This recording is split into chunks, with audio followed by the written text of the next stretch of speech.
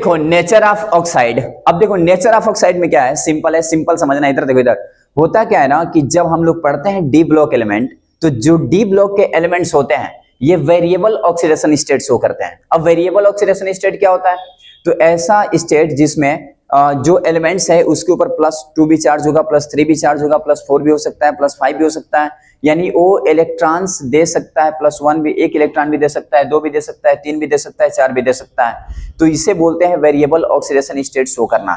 यानी जो D block के एलिमेंट होते हैं ये वेरिएबल ऑक्सीडेशन स्टेट शो करते हैं। अब ये वेरिएबल ऑक्सीडेशन स्टेट क्यों शो करते हैं, तो जैसे मैं आपसे कह दूं कि मान लीजिए अगर मुझे देखना है Mn, मैग्नीज आपका आता है 25 नंबर पे। अब इसका इलेक्ट्रॉनिक लिखते हैं तो आर्गन लिखते हैं 4s2 लिखेंगे और 3d5 लिखेंगे। अब अगर ये वेरिएबल शो करेगा तो कैसे करेगा, तो इसको बोलते हैं आउटर सेल और इसको बोलते हैं अपन penultimate cell. This is a penultimate and this is outer. सबसे पहले इलेक्ट्रॉन आउटर से निकलता है, फिर पेनल्टीमेट से निकलता है। तो पहले इलेक्ट्रॉन इसमें से निकलेगा तो यहाँ पे Mn+2 बन जाएगा, और अगर इसमें से निकल गया पूरा तो Mn पे +7 बन जाएगा।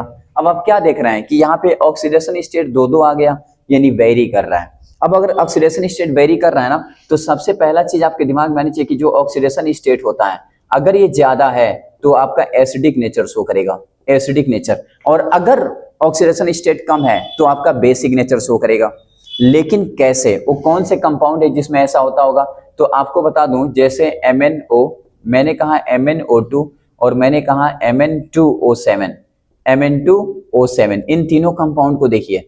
इन तीनों में क्या है, जो Mn है O इसमें +2 ऑक्सीडेशन स्टेट होता है, जो MnO2 है इसमें +4 ऑक्सीडेशन स्टेट होता है, और जो Mn2O7 होता है इसमें +7 ऑक्सीडेशन स्टेट। अब इसमें ज्यादा ऑक्सीडेशन स्टेट है तो ये आपका एसिडिक नेचर होगा, एसिडिक नेचर। इसमें मीडियम वाले हैं, ना ज्यादा ना कम, तो ये आपका एम्फोटेरिक होगा। दिस इज एम्फोटेरिक, ये एम्फोटेरिक। और इसमें कम है, +2 कम है, तो ये आपका होगा basic nature. This is basic nature.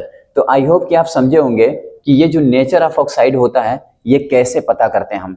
तो ये है नेचर ऑफ ऑक्साइड।